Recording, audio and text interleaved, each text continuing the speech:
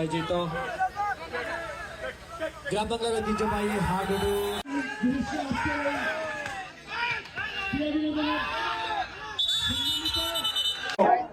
প্লেয়ারগণ, দর্শকবৃন্দ, পানিঘাটা সহ নোহাটা ইউনিয়ন, মোহাম্মদপুর, শালিকা, দক্ষিণ মাগুরা এবং মাগুরা সকল শ্রেণীর মানুষ এখানে যারা খেলা দেখতে এসেছেন তাদেরকে ধন্যবাদ জানাই।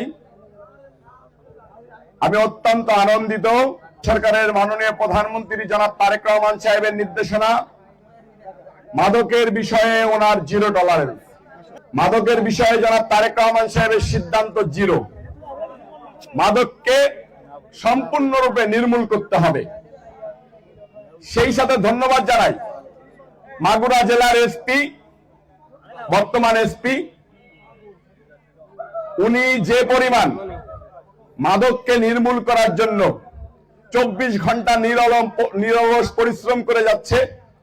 মাগুরাবাসীর পক্ষ থেকে, মাগুরা 2 আসনবাসীর পক্ষ থেকে এবং পানিঘাটা সকল শ্রেণীর মানুষের পক্ষ থেকে মাগুরা জেলার এসপিকে ধন্যবাদ জানাই। এবং সামাজিক দ্বন্দ্ব নিরসনের জন্য মাগুরার এসপি যে পরিমাণ কষ্ট করে যাচ্ছেন, আমি অনেক পুলিশকে দেখেছি ডাইন বাম হলেই, পকেটে হাত গেলেই উনি শান্ত হয়ে যান। আমি এমনও শুনেছি, আমার কাছে কিছু সাংবাদিক বলেছেন প্রশাসনের অনেক কর্মকর্তা মাদকের সাথে সরাসরি সম্পৃক্ত। কিন্তু সেইখানে মাগুরা জেলার বর্তমান এসপি কে দেখেছি উনি ঘুষকে না বলুন, মাদককে না বলুন এবং খেলাধুলাকে হ্যাঁ বলুন। যুব সমাজকে ঐক্যবদ্ধ করে উনি মাদকের বিরুদ্ধে নিরলস পরিশ্রম করে যাচ্ছে। এই পানিঘাটার মানুষ দীর্ঘদিন যাবৎ জাতীয় খেলা এই কাবাডি, হাডুডু ভুলে গিয়েছিল। আজকে আমাদের পানিঘাটার যুবক ছেলেরা এই কাবাডি খেলাকে ফিরিয়ে এনেছে। ফুটবল খেলা খেলে যাচ্ছে, ক্রিকেট খেলে যাচ্ছে, ভলি খেলে যাচ্ছে, হ্যান্ডবল খেলে যাচ্ছে।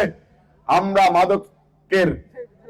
মাদককে দূরে রেখে যেসব ছেলেরা এই খেলাধুলার প্রতি মনোযোগ দিয়ে, পড়ালেখার প্রতি মনোযোগ দিয়ে পরিবারের মুখ উজ্জ্বল করতে চায়, আমরা তাদেরকে ধন্যবাদ জানাই এবং তাদেরকে সার্বত্রিক সহযোগিতা করে আমি রবিউল ইসলাম নয়ন আমার জীবনের শেষ দিন পর্যন্ত তাদেরকে সহযোগিতা করব, সেই প্রতিশ্রুতি দিচ্ছি।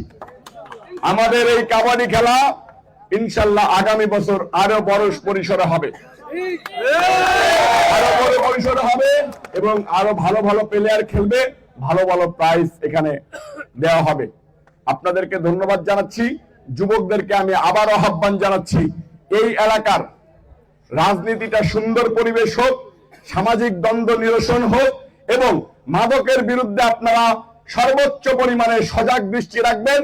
আমি থাকব এবং আমাদের গভর্নমেন্ট, আমাদের দল, জাতীয়তাবাদী দল বিএনপির যে সরকার রয়েছে, জনগণের যে সরকার রয়েছে, নির্বাচিত যে সরকার রয়েছে, সেই সরকারের প্রধান জনাব তারেক রহমান সাহেব আপনাদের পক্ষে থাকবে ইনশাআল্লাহ। সকলকে ধন্যবাদ। আসসালামু আলাইকুম।